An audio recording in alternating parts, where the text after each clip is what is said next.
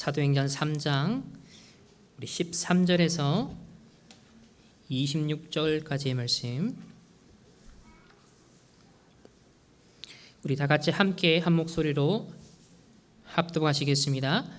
아브라함과 이삭과 야곱의 하나님 곧 우리 조상의 하나님이 그의 종 예수를 영원롭게 하셨느니라.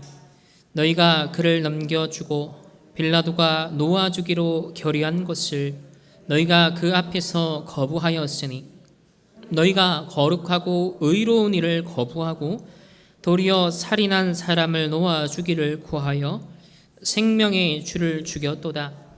그러나 하나님이 죽은 자 가운데서 그를 살리셨으니 우리가 그 일의 증인이라. 그 이름을 믿음으로 그 이름이 너희가 보고 아는 이 사람을 성하게 하였나니, 예수로 말미암아 난 믿음이 너희 모든 사람 앞에서 이같이 완전히 낫게 하였느니라. 형제들아, 너희가 알지 못하여서 그리하였으며 너희 관리들도 그리한 줄 아노라. 그러나 하나님이 모든 선지자의 입을 통하여 자기의 그리스도께서 고난 당하실 일을 미리 알게 하신 것을 이와 같이 이루셨느니라. 그러므로 너희가 회개하고 돌이켜 너희 죄 없이 함을 받으라.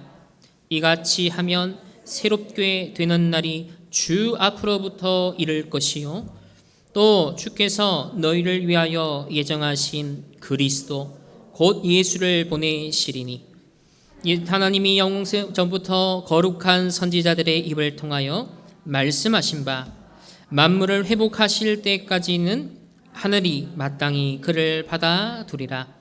모세가 말하되 주 하나님이 너희를 위하여 너희 형제 가운데서 나 같은 선지자 하나를 세울 것이니 너희가 무엇이든지 그의 말을 들을 것이라.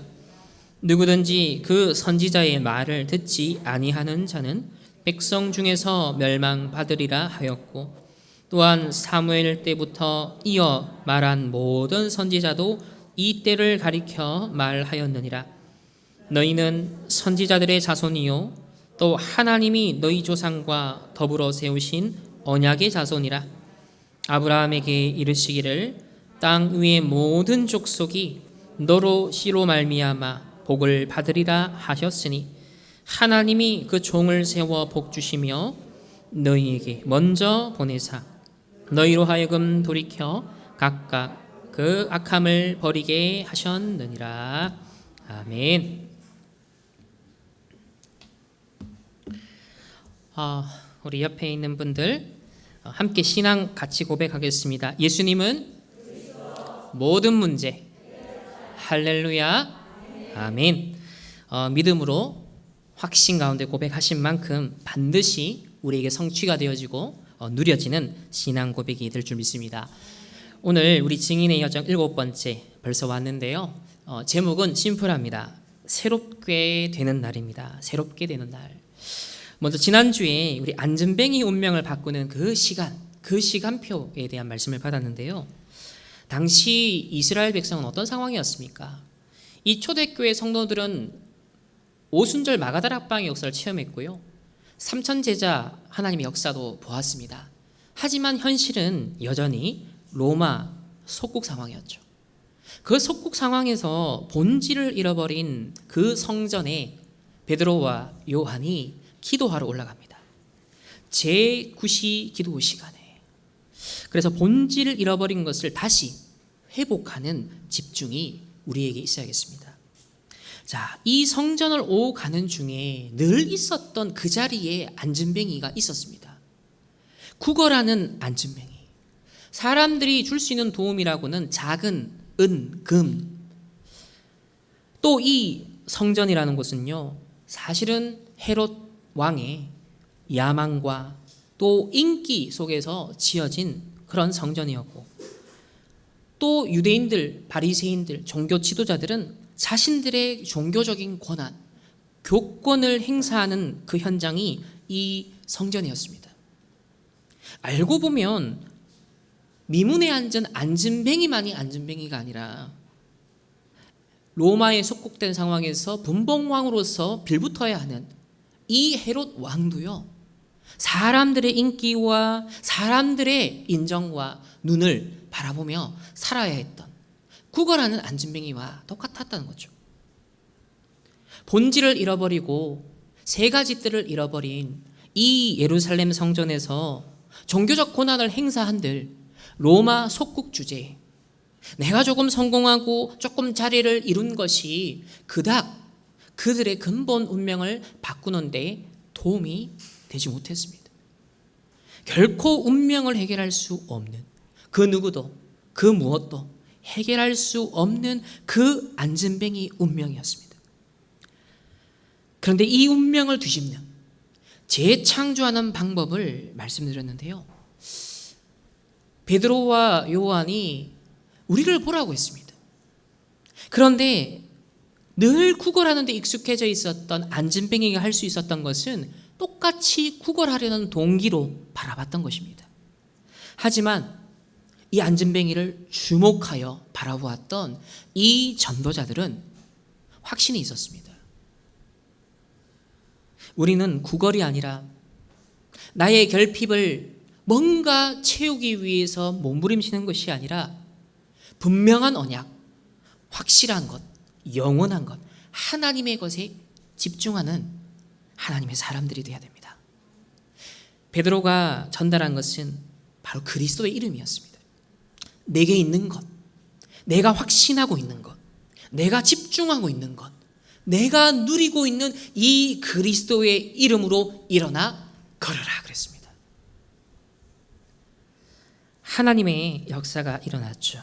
하지만 사람들이 개인의 권능과 경건으로 되어진 줄 알고 또 사람을 추종하고자 하니까요, 베드로가 담대히 말합니다. 왜 우리를 주목하느냐? 이것은 이전의 베드로의 모습과 상반되죠. 사람의 인기와 인정과 주목, 사도들 사이에서도 제자들 사이에서도 내가 어둠이라는 그 자부심, 자존심이 남달랐던 베드로. 그런데요, 사람의 인기와 사람의 시선에요 벗어나 있는 겁니다. 하나님 앞에서 고람돼요. 치유된 증거죠. 오순절 마가다락방의 성령의 능력을 지속하고 있다는 증거입니다. 이전에 베드로는요, 예수님이 너 부인, 나 3번 부인할 거야, 절대 그럴 수 없습니다. 그런데 웬걸요, 그대로 부인합니다. 너무 부끄러워서 도망치고 말죠. 그런 연약한 말만 앞섰던 베드로, 성격도 불같았습니다. 그런데 이 베드로가요, 그런 사람의 인기와 인정과 주목받는 자를 피하여 왜 우리를 주목하느냐, 완전 베드로가 재창조된 것입니다. 저와 여러분이 한 번의 응답과 역사에 만족하고 충격받는 사람이 되어서는 안 되겠습니다. 한 시대 세계복음화해야 될 우리는 전도자로, 이 시대의 남은 자로 부르신 줄 믿습니다. 본질에 집중하고 하나님 앞에 서라는 호람되오 신앙을 늘 순간순간마다 여러분 하나님 앞에 꼭 고백하시면서 참된 행복과 평안을 누리시기를 예수님의 이름으로 축복합니다. 자, 오늘 읽은 본문은요, 드디어 40년 된 안진뱅이가 일어난 사건이 소문을 타면서 이슈화됩니다. 이 예루살렘에 성전을 오갔던 모든 사람이 이걸 알게 되고 보게 되죠. 그러면서 솔로몬 행각이라는 곳에 백성들이 모여들기 시작합니다. 바로 이때 베드로가 2차 메시지를 선포하는 오늘 장면입니다.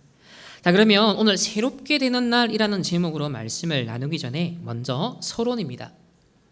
서론은 항상 분별해야 할 3가지 나라에 대해서 말씀드리고자 합니다. 그 첫 번째는 세상 나라입니다. 그 당시 이스라엘은 로마에 속국되어 있었던 상황이었죠. 그래서 주 관심사는 생존하는 것, 먹고 사는 것, 어떻게 하면 잘 먹고 잘 살고, 이 의식주 중심의 삶을 살았습니다. 그러니 주로 육신적인 것이 관심이 될 수밖에 없겠죠. 하지만 인류 역사가 증거하듯이 또 오늘날 지금 러시아, 우크라이나 전쟁을 통해서도 보고 중국과 또 미국의 패권 그런 지금 갈등과 전쟁, 그런 임박한 어떤 흐름들, 이런 걸 보면서 항상 강대국은요, 침략하고 더 많은 것을 확보하기 위해서, 그 패권을 유지하기 위해서 사실은 불안 가운데 계속 침략을 하는 것입니다. 처음에는요, 이 강대국 제국들이 많은 곳에서 자원을 확보하고 유리하게 제국을 이룹니다. 그런데 점점점 부유해지면 부유해질수록 그 국민들도요, 눈높이가 올라가고요, 점점점 많은 것을 가지고 가던 욕망에 사실은 들끓게 되죠. 그러다 보니까요, 그 강대국을 유지하려면 반드시 빚을 져야 돼요. 부채를 지게 되어집니다. 이 부채가 계속 누적되면 어떻게 되죠? 해외로 파병한 군사와 제국을 넓혀서 얻을 수 있는 이익보다 이제는 빚이 더 많아지는 거예요. 이게 유지가 안 될 때, 그때부터 점점점 이제 한계가 오기 시작합니다. 그게 바로 결정적인 전쟁의 시간표가 오는 것인데요. 지금 이제 미국도 엄청난 부채, 중국은 또 따라잡으려고 악을 쓰는, 거기에 러시아는 또 완전 지금 너무나도 비상식적인, 비합리적인 그런 행동을 하는 것처럼 보입니다. 하지만 이런 모습은요, 역사 속에 계속 있어 왔던, 반복되어 왔던 흐름이라는 거예요. 이런 강대국의 경쟁과 침략 속에 약소국은 늘 어려움 당했습니다. 그러니 사람들이 경험하는 것, 각 가정과 사회와 국가와 시대가 경험하는 건요, 경쟁과 분쟁과 전쟁밖에 없는 거예요. 그 사이에서 개개인은요, 어딘가에 중독되고요, 어딘가에 정신적인 한계가 오고요, 경쟁에 이게 한두 곳도 없으니까요, 계속 스트레스 받으니까 결국은 그것 때문에 또 병드는 거예요. 악순환이 일어나는 겁니다. 거기에 경제를 막 유지하기 위해서요, 맞벌이를 막 띱니다. 후대들에게 빈 곳이 생겨버려요. 그러니요, 육신 문제 해결하려다가 육신 문제 갑절로 와버리는 거예요. 정신적인 문제는요, 감당이 안 되는 상황이 오는 것입니다. 오늘날 선진국이 왜 정신 문제가 더 많고요, 왜 마약 중독자가 더 많고요, 왜 미국에서 이런 총기 사고가 계속 일어납니까? 세상 나라는 의식주 중심으로 열심히 바벨탑을 쌓아가지만 구조적으로 한계가 있습니다. 근원적으로 만족을 줄 수 없고요, 세상의 자원은 유한합니다. 지구 땅덩어리도 유한합니다. 인구가 지금 곧 80억이라고 합니다. 인구는 계속 늘어나는데 유한한 자원, 점점 쌓을 수밖에 없는 것이죠.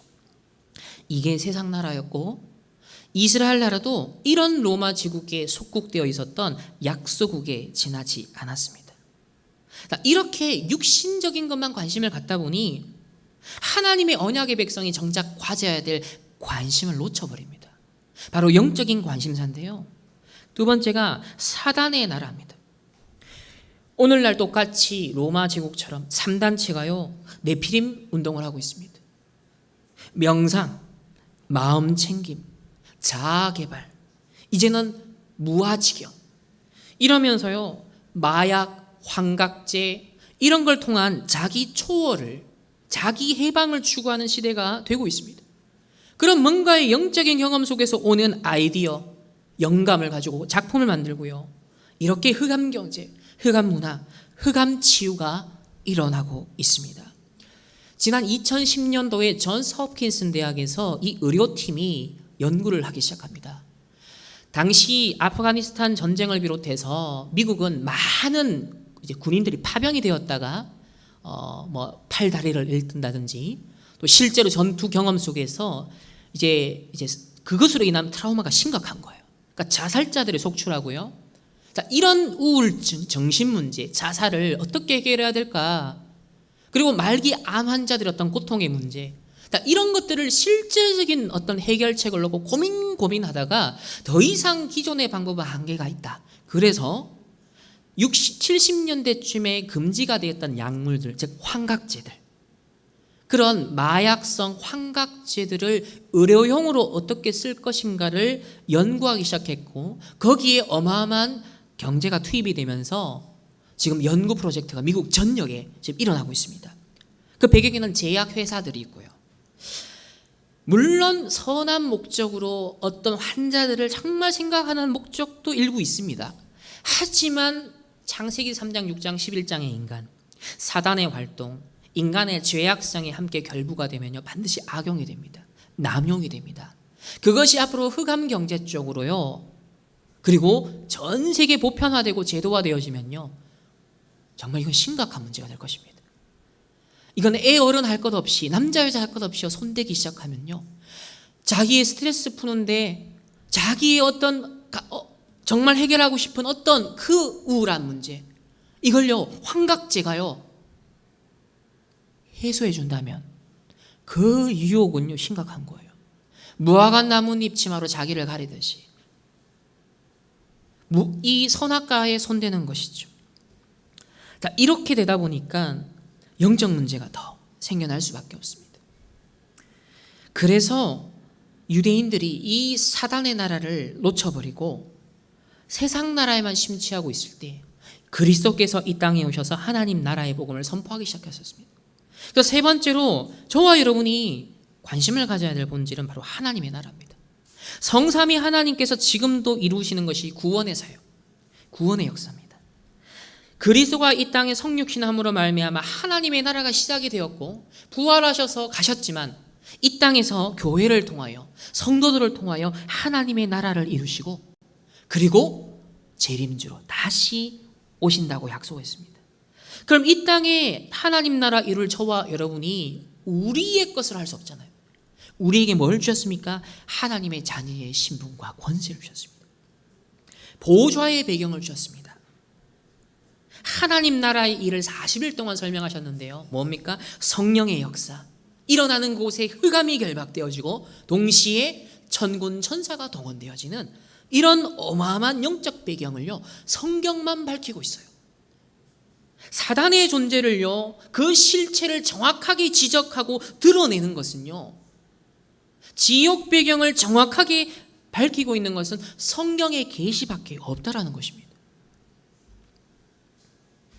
자, 이런 중요한 하나님 나라의 일이 오늘 저와 여러분은요 성취되는 말씀 붙잡을 때, 지금도 그리스도 이름으로 기도할 때, 지금도 성취되어져 나가는 하나님의 구원의 역사를 우리가 딱 붙잡고 기도할 때 함께 하나님 나라를 이루는 일꾼들로 우리 교회와 우리 성도님들이 쓰임받게 되어집니다.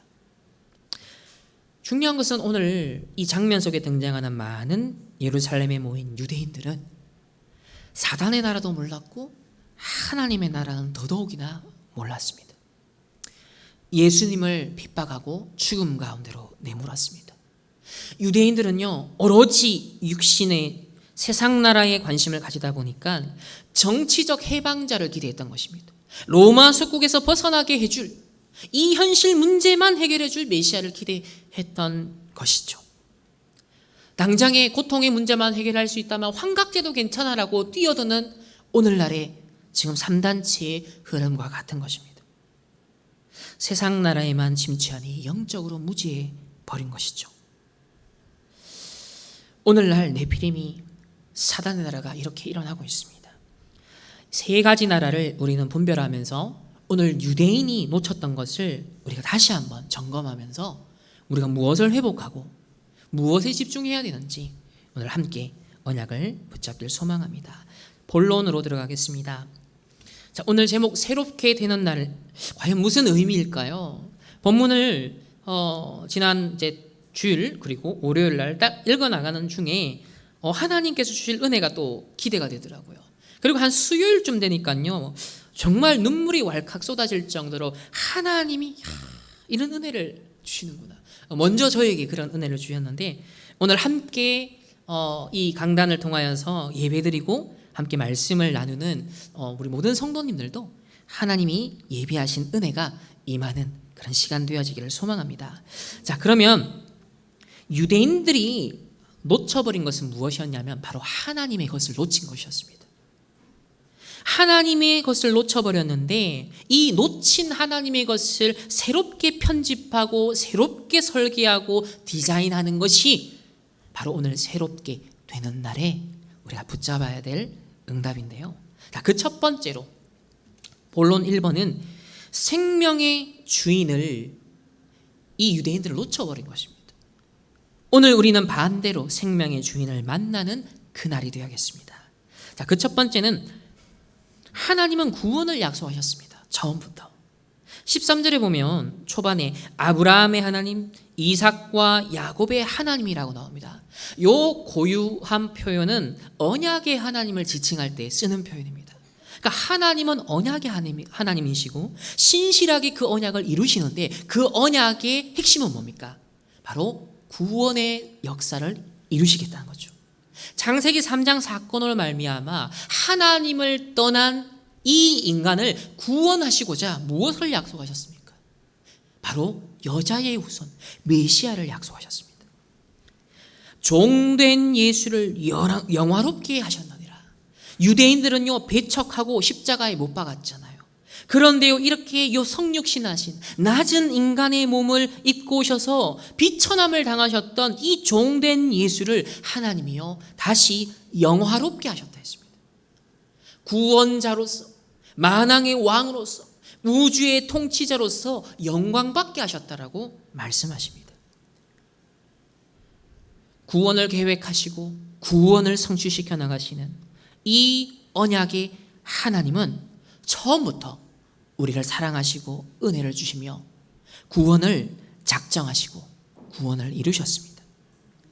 그래서 원래 언약의 하나님을 우리는 기억해야겠습니다. 자, 그런데 두 번째는 이 유대인은 언약의 하나님을 따른다라고 하면서 그 언약의 본질을 또 놓쳐버렸어요. 언약의 껍데기만, 언약궤가 중요한 게 아니라 그 언약궤 안에 든 언약이 중요하잖아요.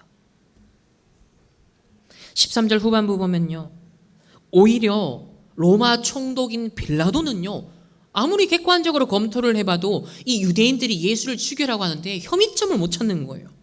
빌라도가 놓아 주기로 오히려 결의를 했는데요, 뭐라 그럽니까? 너희가 그 앞에서 거부했다라고.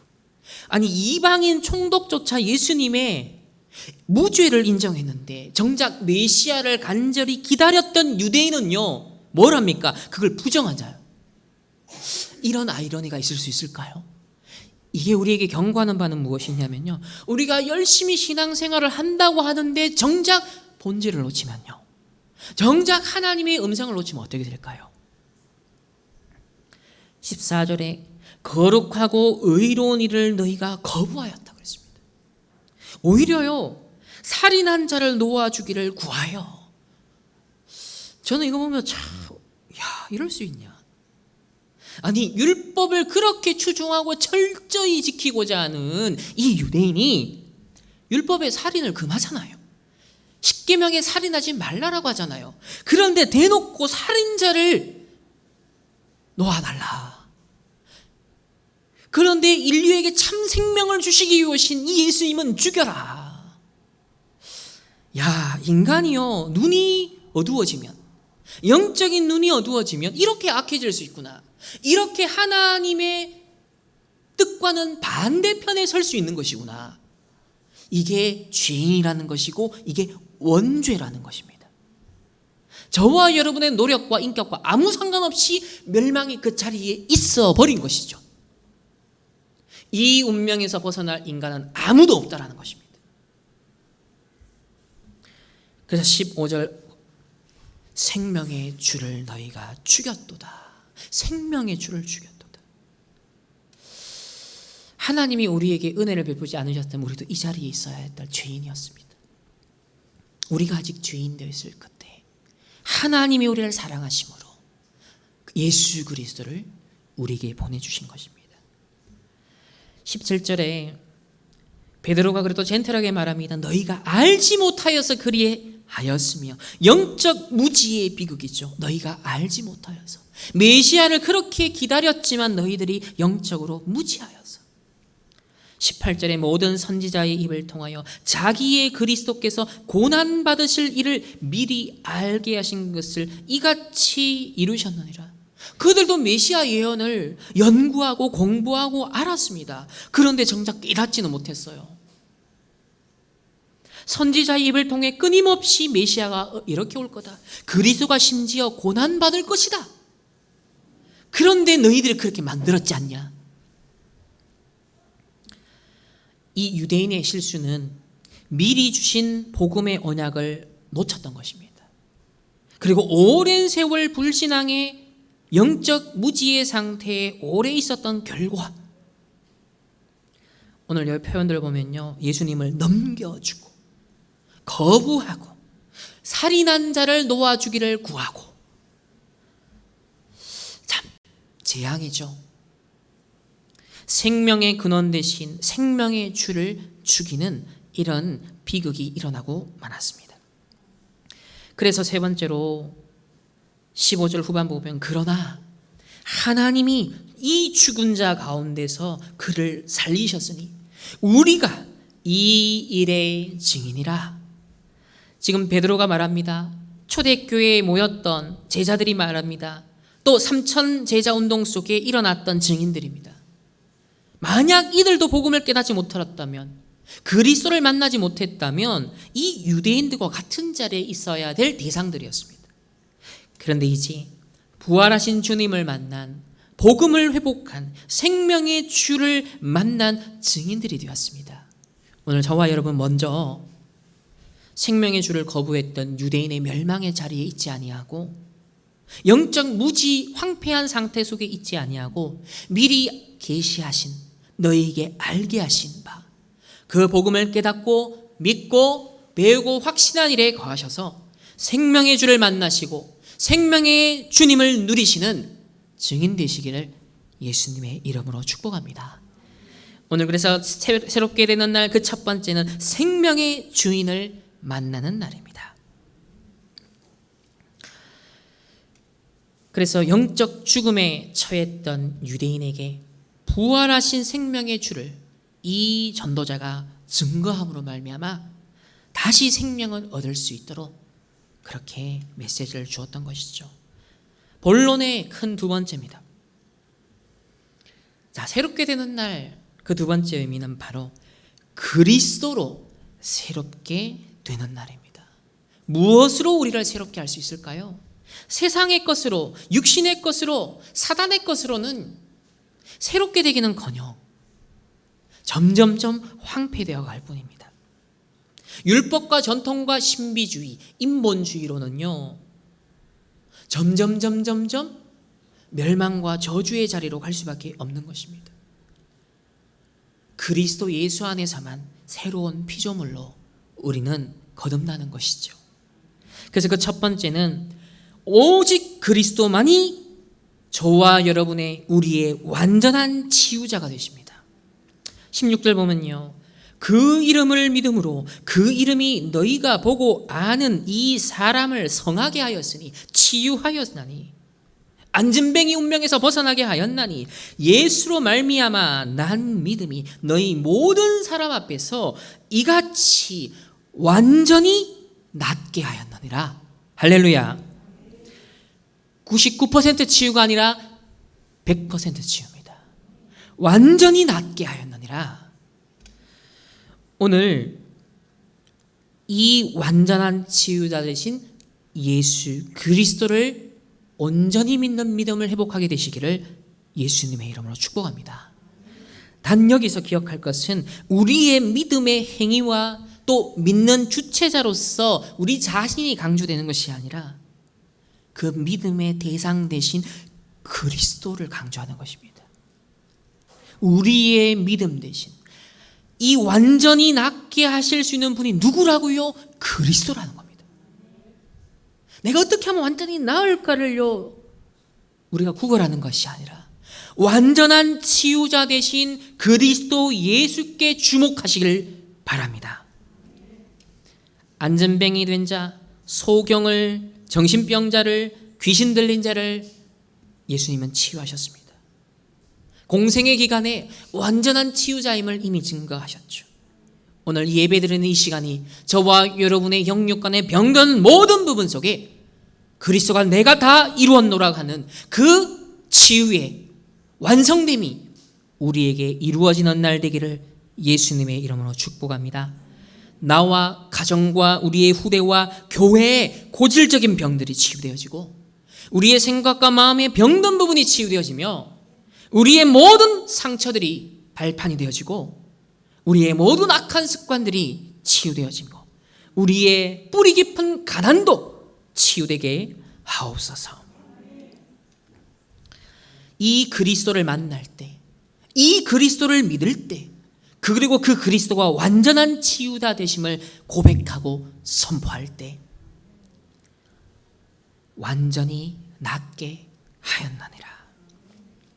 그래서 그 두 번째는요, 이 완전한 치유의 근거입니다. 무엇에 근거하여 완전한 치유를 우리는 믿고 확신하고 누릴 수 있을까요? 분명 성경적 역사적 증거가 있는데요, 오늘 저와 여러분의 체험적 증거로 붙잡아야겠습니다. 18절 후반부 보면 그리스도께서 고난받으실 일을 미리 알게 하셨다 했습니다. 완전한 치유의 근거는 그리스도의 고난에 있습니다. 이 고난 사건은 미리 계시하셨다 했습니다. 그리고 계시된 것이 이루어졌다 그랬습니다. 십자가 사건이죠. 창세기 3장 15절에 여자의 후손이 내 머리를 상하게 할 것이요 너는 그의 발꿈치를 상하게 할 것이니라. 예수님의 순환이 이미 예언되었습니다. 그러나 예수님의 십자가의 그 상함은 저와 여러분에게 완전한 승리와 해방과 치유를 주기 위함이었다는 것이죠. 그래서 저는 칼빈의 고백, 참, 또 루터도 그런 고백을 했는데요, 루터가 뭐라고 그랬냐면 예수 그리스도를 믿음으로 말미암아 나와 그리스도가 영적인 결혼 관계를 맺었다. 신랑 되신 그리스도. 그런데 아무 배경, 아무 내세울 거, 오히려 억만 죄악만 가득한 나. 근데 그 신랑은 나에게 그리스도의 모든 것으로 축복해 주셨고 내가 그리스도에게 전달하고 전가한 것이라고는 그리스도를 거부하고 그리스도를 죽음으로 내몰았던 이 유대인의 사실은 악한 모습, 그것밖에 내게는 없는 거예요. 얼마나 불공정하고 불공평한 결혼관계입니까? 오늘날 그렇게 조건을 따지는 세상의 결혼관, 가치관에 따르면 불가능하죠. 그래서 은혜라고 하는 것입니다. 저와 여러분에게 하나님이 일방적으로 사랑하시고 은혜를 베푸신 줄 믿습니다. 그래서 그리스도가 십자가 지셨고 오늘 그 십자가 사건은 바로 나를 위한 사건입니다. 이사야 53장 5절이죠. 우리 한번 찾아볼까요? 이사야 53장을 한번 찾아보겠습니다.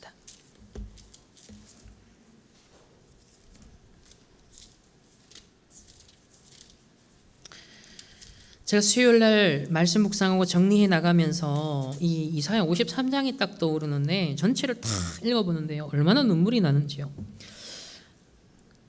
우리 3절에서 12절까지의 말씀을 한번 빨리 읽어보도록 하겠습니다. 시작. 그는 멸시를 받아 사람들에게 버림받았으며 강고를 많이 겪었으며 질고를 아는 자라. 마치 사람들이 그에게서 얼굴을 가리는 것 같이 멸시를 당하였고 우리도 그를 귀히 여기지 아니하였도다. 그는 실로 우리의 질고를 지고 우리의 슬픔을 당하였거늘 우리는 생각하기를 그는 징벌을 받아 하나님께 맞으며 고난을 당한다 하였노라. 그가 찔림은 우리의 허물 때문이요 그가 상함은 우리의 죄악 때문이라. 그가 징계를 받음으로 우리는 평화를 누리고 그가 채찍에 맞음으로 우리는 나음을 받았도다. 우리는 다 양 같아서 그릇 행하여 각기 제 길로 갔거늘 여호와께서는 우리 모두의 죄악을 그에게 담당시키셨도다. 그가 곤욕을 당하여 괴로울 때도 그의 입을 열지 아니하였으며 마치 도수장으로 끌려가는 어린 양과 털 깎는 자 앞에서 잠잠한 양같이 그의 입을 열지 아니하였도다.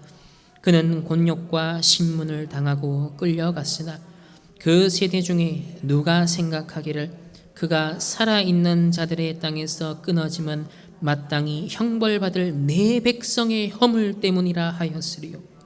그는 강포를 행하지 아니하였고 그의 입에 거짓이 없었으나 그의 무덤이 악인들과 함께 있었으며 그가 죽은 후에 부자와 함께 있었도다. 여호와께서 그에게 상함을 받게 하시기를 원하사 질고를 당하게 하셨은즉 그의 영혼을 속건 제물로 드리기에 이르면 그가 씨를 보게 되며 그의 날은 길 것이요 또 그의 손으로 여호와께서 기뻐하시는 뜻을 성취하리로다. 그가 자기 영혼에 수고한 것을 보고 만족하게 여길 것이라. 나의 의로운 종이 자기 지식으로 많은 사람을 의롭게 하며 또 그들의 죄악을 친히 담당하리로다. 그러므로 내가 그에게 존귀한 자와 함께 몫을 받게 하며 강한 자와 함께 탈취한 것을 나누게 하리니 이는 그가 자기 영혼을 버려 사망에 이르게 하며 범죄자 중 하나로 헤아림을 받았음이니라. 그러나 그가 많은 사람의 죄를 담당하며 범죄자를 위하여 기도하였느니라. 아멘. 이런 저와 여러분입니다. 예수님의 기도 속에 있는 자, 하늘 보좌에서 지금도 우리를 위하여 중보하고 계십니다. 나의 허물과 죄 때문에 예수님이 찔리시고 상하셨습니다. 그가 징계를 받고 채찍에 맞음으로 우리의 평안과 치유와 맞교환하셨습니다. 이 어찌나 불공평한 교환인지요. 오늘 이 예수님의 십자가 사건을 묵상하시면서 완전한 치유자로 오신 그리스도, 분명한 성경적 역사적 근거가 있는데 오늘 저와 여러분의 체험적 증거가 되기를 예수님의 이름으로 축복합니다. 그래서 세 번째가 바로 오늘이 새롭게 되는 날입니다. 이번 주가 저와 여러분과 우리 가정 가문과 교회가 새롭게 되는 날입니다. 19절에 회개하고 돌이켜 너희 죄 없이 함을 받으라 그랬습니다. 죄를 스스로 없애라가 아닙니다. 그리스도께서 이렇게 십자가에서 모든 걸 끝냈다. 이제 죄 없이 함을 받으라라고 하십니다. 이같이 하면 새롭게 되는 날이 주 앞으로부터 이를 것이요. 회개는 우리의 생각, 마음, 영적 삶의 상태를 갱신하는 것입니다. 창세기 3장, 6장, 11장의 방향과 흐름으로 나아가든 우리의 근본 상태를 바꾸는 것입니다. 여기서 새롭게 되는 날이라 해서 날이라는 것은 그리스어로 이 시간이라는 개념을 갖고 있는 두 가지 용어가 있습니다. 바로 크로노스와 카이로스인데요. 흘러가는 시간 있죠. 1시간, 2시간, 3시간, 12시, 13시. 이거는 크로노스라고 합니다. 일반적인 흘러가는 시간이죠. 굳이 의미를 부여하지 않습니다. 그런데 오늘 여기에 이 날이라고 표현된 것은 카이로스입니다. 바로 결정적으로 임하는 시간을 말합니다. 결정적으로 하나님의 계획이 작정하신 뜻이 이루어지는 때를 말합니다. 그래서 날보다는 때, 시간을 말하거든요. 오늘 새롭게 되는 바로 하나님이 정하신 그 때라는 것입니다. 재창조의 시간표요, 완전한 치유의 시간표입니다. 완전한 치유자 되신 그리스도를 믿음으로 이 그리스도를 누림으로 말미암아 오늘 새롭게 되는 그날의 축복을 풍성히 누리시는 우리 충만교회 모든 성도님들 되시기를 풍성히 충만히 축복합니다. 큰 세 번째는 새롭게 되는 날, 어떤 의미가 있을까요? 오늘 우리 읽은 본문에 성취될 미래를 확신하는 날이었습니다.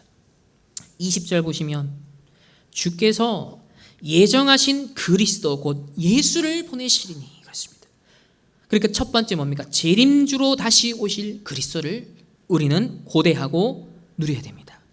이 보좌에 계신 그리스도, 통치자로서 만물을 회복한다 그랬습니다. 21절 보면요, 영원 전부터 거룩한 선지자들의 입을 통하여 말씀하신 바 만물을 회복하실 때까지 하늘이 마땅히 그를 받아두리라. 승천하신 예수 그리스도께서 보좌에 계시는데 언제까지? 만물이 회복될 때까지. 이 땅에 교회를 통하여 성도를 통하여서 하나님의 나라가 임할 때까지 보좌에서 모든 걸 다스리시고 우리와 함께 역사하신다는 것이죠. 그래서 재림주로 그냥 끝날만 기다린 게 아니라 보좌의 통치자로 지금 나와 함께하는 하나님의 나라를 이루어나가는 그 그리스도를 누리는 것입니다.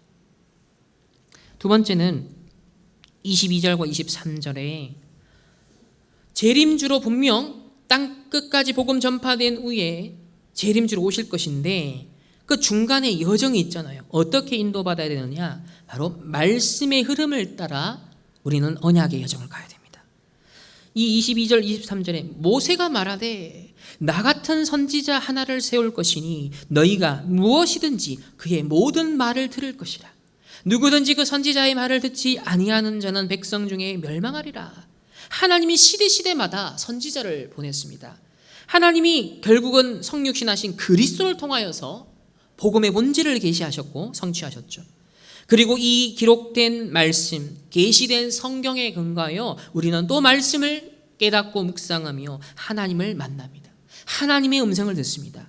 그래서 예배가 있고요, 우리가 강단 말씀 따라가고 전체 메시지의 본부의 흐름을 타고 매일 기도 수천 말씀을 통해 방향을 잡고 적용을 합니다. 말씀을 중심으로 언약 CVDIP죠. 바로 커버넌트 언약입니다. 그 말씀 언약 속에서 나의 비전이 나옵니다. 그 말씀 속에서 오늘의 나의 드림 24 누립니다. 그리고 계속 하나님의 형상을 회복하는 여정으로 이미지를 계속 그려나가죠. 어느 날 내 인생이 작품이 되고 우리의 전도운동, 우리의 후대운동, 이게 작품이 되는 날이 옵니다. 우리의 모든 삶의 여정은 말씀의 인도를 받아야 되고 그 말씀의 흐름을 따라가야 되는 것이죠.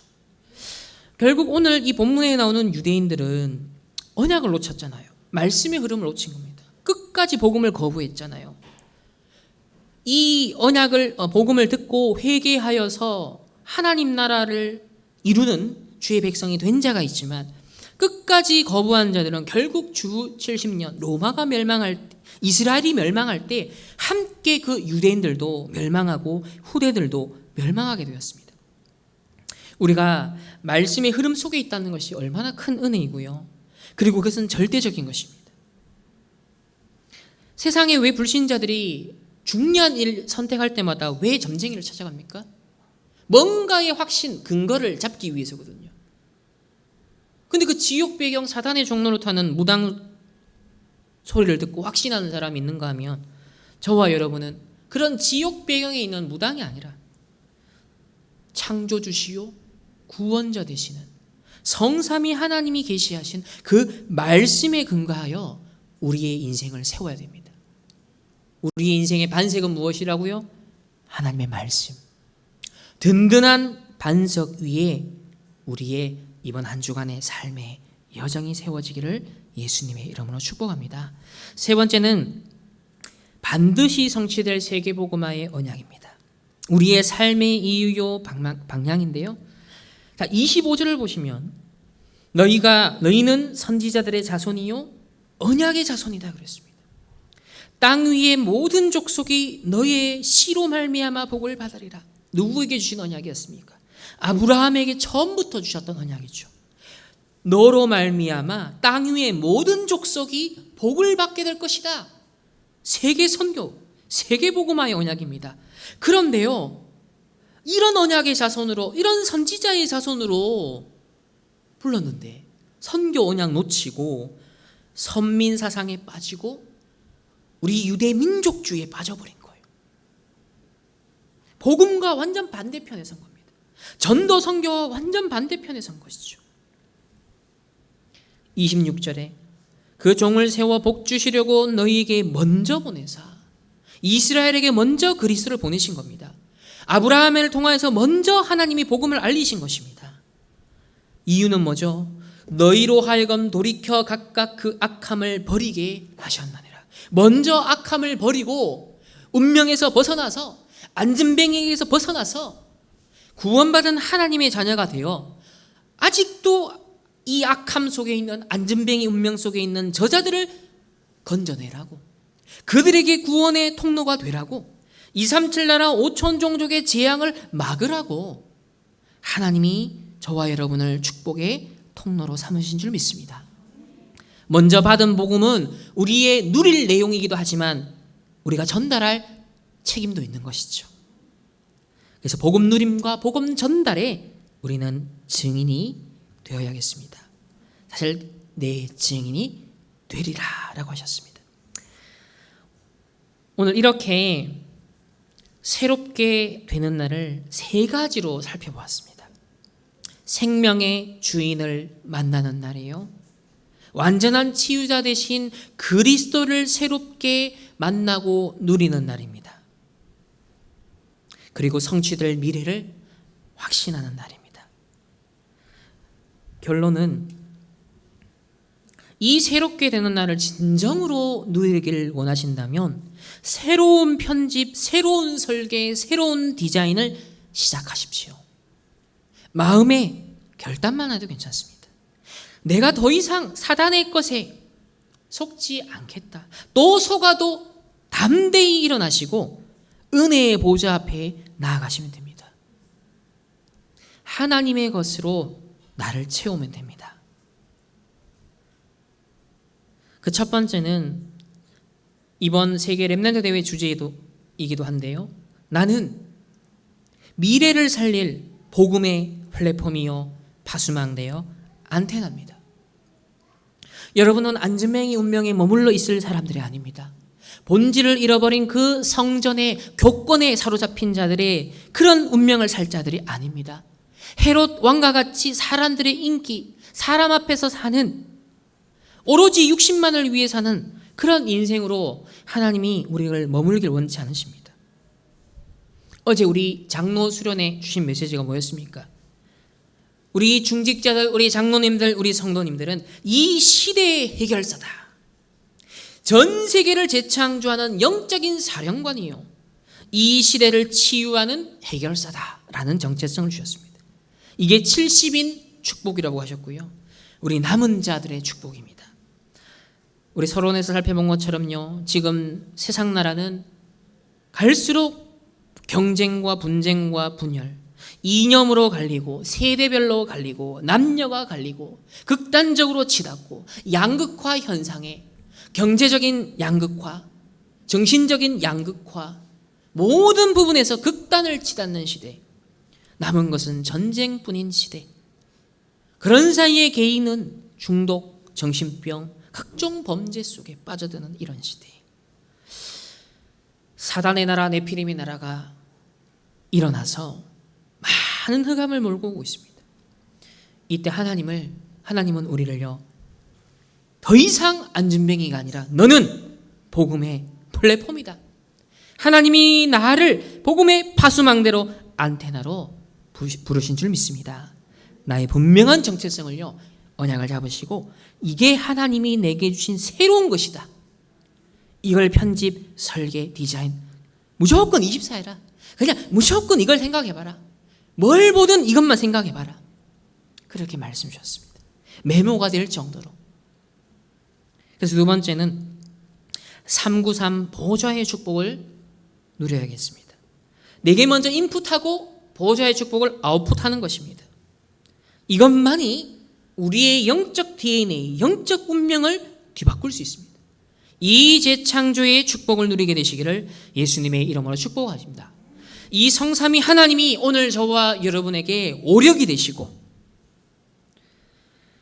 정말 보좌의 축복이 시공간을 초월하여 237 나라 우리의 모든 현장에 전달되어지고 잃어버린 하나님의 형상, 하나님의 생기, 모든 생명력을 회복하길 소망합니다. 나와 교회와 우리의 업에, 우리의 현장에 전무한 후무한 하나님의 응답을 예비해 놓으셨습니다. 우리의 과거와 현재와 미래를 복음화하며 그리고 예루살렘 교회에서 안디옥 교회로 나중에 로마 복음화하는 이 3시대의 축복까지 70 축복 70 운동에 하나님은 축복을 준비해 놓고 우리를 부르셨습니다. 이것이 내 것입니다. 마지막으로 마가 다락방의 능력을 회복해야겠습니다. 이것을 위하여서 매일 여러분 5분도 좋습니다. 매일 제한된 집중을 하십시오. 새롭게 되는 날의 언약을 잡으시고 생명의 주인을 만나는 그 시간, 그리스도로 새롭게 되는 그 시간, 성취될 미래를 분명히 확신하는 그 시간, 제한된 집중의 시간, 그리고 선택된 집중의 그 시간을 가지십시오. 이거는 주일 공예배, 오전, 오후, 수요, 금요, 토요 훈련 이런 중요한 예배와 훈련을 활용하여서 이것은 선택된 집중의 시간으로 내가 마가다락방 능력을 회복해야겠구나. 다 그런 언약을 잡고 감람산의 마가다락방에 모이는 것입니다. 마지막 원내스 집중은요 40일 집중을 하는 겁니다. 뭔가 기간을 딱 정해서요 의미를 딱 두고 어떠한 중요한 목적, 지금 큰 문제 어려움 왔다, 그때는 때로는 집중을 위해 금식도 할 수 있고요 40일을 정할 수도 있는 거예요. 그런 원내스 집중을 하는 것입니다. 그래서 하나님이 우리에게 주신 복음의 플랫폼 바수망대의 영적 안테나, 시대 해결사 세계 재창조의 영적 사령관, 이 병든 시대를 치유하는 해결사라는 우리의 정체성을 다 굳게 붙잡으시고 우리의 능력과 힘으로 하는 것이 아닌 393의 보좌의 축복을 누리는 기도로 말미암아 내게 인풋하시고 내게 저장하시고 그리고 그것이 흘러넘쳐 전달되도록 아웃풋하시는, 그래서 영적인 모든 DNA를 재창조하는 하나님의 역사를 누리게 되시기를 예수님의 이름으로 축복합니다. 이번 한 주간 이 제한적 선택적 집중, 원내에서 집중 가운데 새롭게 되는 바로 그 시간을 누리는 증인 되시기를 축복합니다. 하나님 감사합니다. 안진뱅이 운명에서 벗어난 하나님의 언약의 백성들, 오늘 다시 한번 그리스도 안에서 새롭게 되는 날의 언약을 붙잡습니다. 하나님 나라를 놓치고 사단의 나라도 분별하지 못한 채 오로지 육신만을 위해 세상만을 위해 하나님 사랑했던 이 이스라엘 백성들이 결국 멸망을 피할 수 없었습니다. 오늘 베드로의 두 번째 설교를 들으며 그들이 거부하였던 생명의 주인을 만나는 날, 그리스도를 부정하고 십자가에 못 박았는데 생명의 주 되신 그리스도를 새롭게 만나게 되는 날, 그 그리스도가 완전한 치유자임을 믿음으로 고백하는 날이 되게 하여 주옵시고 영원히 반드시 성취될 세계복음화의 미래의 언약 가운데 말씀 따라 언약 여정 승리하는 주의 백성들 되게 하옵소서. 이제 하나님의 것으로 더 이상 사단의 것 세상의 것이 아닌 하나님의 것으로만 새롭게 편집 설계 디자인하여 마가다락방의 능력을 체험하는 증인들로 축복하옵소서. 감사드리며 살아계신 예수 그리스도의 이름으로 기도합니다. 아멘.